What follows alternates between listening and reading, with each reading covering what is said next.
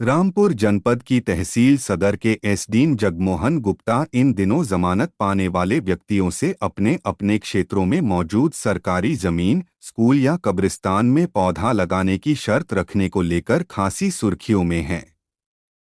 दरअसल दो पक्षों के आपसी विवादों के चलते कुछ लोगों का चालान शांति भंग की धाराओं में जैसे 151 के अलावा सीआरपीसी की धारा 107, 116 के तहत एसडीएम के द्वारा कार्यवाही की जाती है। आरोपियों को जेल भेजें या फिर उनको जमानत दे, यह एसडीएम पर निर्भर करता है। इन दोनों इन धाराओं में थाने से चालान होकर आने वाले मुल्जिमान को सशर्त जमानत दी जा रही है। जमानत पाने वाले व्यक्ति को अपने गांव या क्षेत्र में मौजूद सरकारी जमीन, स्कूल, शमशान या कब्रिस्तान में जाकर संभ्रांत व्यक्ति की मौजूदगी में पौधा लगाने की शर्त रखी जा रही है।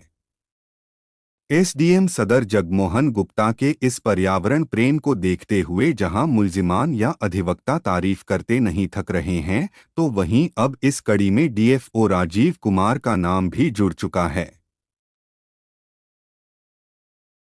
सर, आपकी तरफ से जो 151 या 716 के जो आरोपी हैं उनसे पौधा लगाने की शुरुआत की गई है, तो क्या है पूरा मामला जानना चाहेंगे? ये है कि हमारे क्षेत्र में अगर कोई शांति व्यवस्था भंग करने की आशंका के आधार पर 107-16 में हमारे यहाँ भेजा जाता है, 151 में भेजा जाता है, तो हम उसमें मतलब उनसे मुचलके और जमानती तो लेते ही लेते हैं। बाकी हमने ये शर्त रखी है कि आपको जो है पौधे लगाने होंगे अपनी ही ग्राम पंचायत में, है ना, और उसकी फ़ोटो फिर लगा करके हमें सेंड करना होगा, ठीक है। तब उसके बाद ही जो है हम ये जमानत उनको दे रहे हैं। तो कितने टाइम से मुहिम चल रही है और कहाँ तक अंजाम तक पहुँची है? ये हम जुलाई से शुरू किया था। मैंने जुलाई से मैं यहाँ पे आया था जब एसडीएम सब डिवीजन के रूप में, तो यहाँ पे तब से ये चल रही कंटिन्यूस 4 महीने हो गए हमारे इस मुहिम को, और इसे हम जो है चलाते रहेंगे, चूँकि इससे कहीं ना कहीं एक अच्छा मैसेज आता है। और मैंने ये भी देखा है कि जो आरोपी जो आता है हमारे यहाँ भी, वो भी इससे खुशी है। मुझे जो फीडबैक मिला है वो इससे। सर, कैसे आइडिया है ये दिमाग में आपके?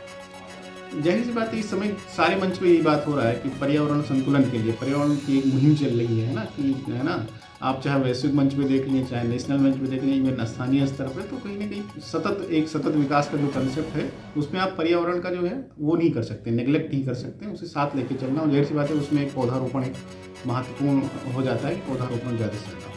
अच्छा, कैसा फील कर रहे हैं जब बड़े बड़े अधिकारी आपकी इस मुहिम की तारीफ कर रहे हैं, जिसमें वन विभाग के अधिकारी हैं, जैसे डीएफओ साहब ने भी काफ़ी तारीफ की है आपके इस कदम को?